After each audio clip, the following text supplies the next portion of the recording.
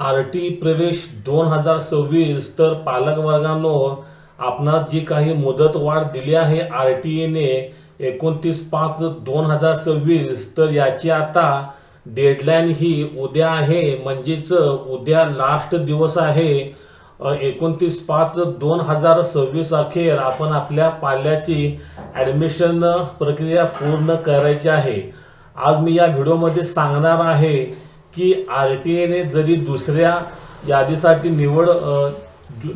निवड यादीसाठी मुदतवाढ दिली असली तरी आता मात्र जे पालक तिसऱ्या यादीची वाट बघत आहेत त्यांची चिंता ही वाढत चालली आहे. त्याचे कारण ही तसेच आहे, कारण आता आर.टी.ए.कडे फक्त 14,530 म्हणजेच एक तासाभरापूर्वी 14,535 जागा होत्या, पण आत्ताच्या घडीला म्हणजे 10:15 वाजेपर्यंत यांच्याकडे फक्त 14,530 जागा ह्या शिल्लक आहेत.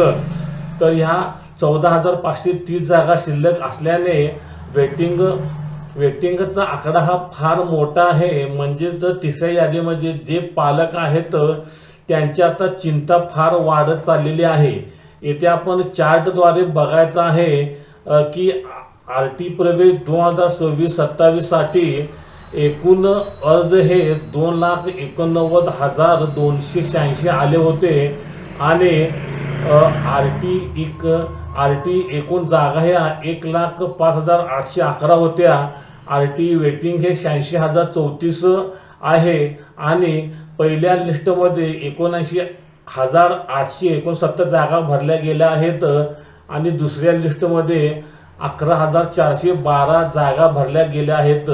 याचा अर्थ असा आहे की आपण ही पहिली लिस्ट आणि दुसरी लिस्ट यांची बेरीज केली तर आता फक्त आर.टी.ए.कडे 14,530 जागा या शिल्लक आहेत आणि आज रोजी 91,281 जागा ह्या पूर्ण आर.टी.ए.कडे भरलेल्या आहेत. आणि पालकांची चिंता वाढण्याचे कारण देखील हेच आहे. आता तिसऱ्या यादीमधील पालकांना चिंता वाढली आहे की आता त्यांचा नंबर लागणार की नाही आणि त्यांच्या पाल्यास सीट मिळणार की नाही.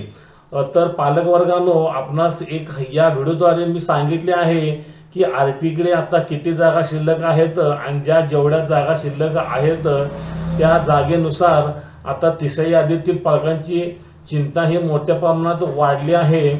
आणि दुसऱ्या यादीमध्ये आता उद्या फक्त ही लास्ट मुदत आहे. याच्यानंतर उद्या 29/5/26 नंतर आर.टी.ए काय डिसिजन घेते याकडे तिसऱ्या यादीमधील पालकांचे लक्ष लागून राहिलेले आहे. तर पालकांनो, या व्हिडिओमध्ये मी सांगण्याचा प्रयत्न केला की जागांची कॅल्क्युलेशन कसे आहे. माझा हा व्हिडिओ आवडला तर लाईक करा, शेअर करा आणि सबस्क्राईब करा. धन्यवाद. थँक्यू.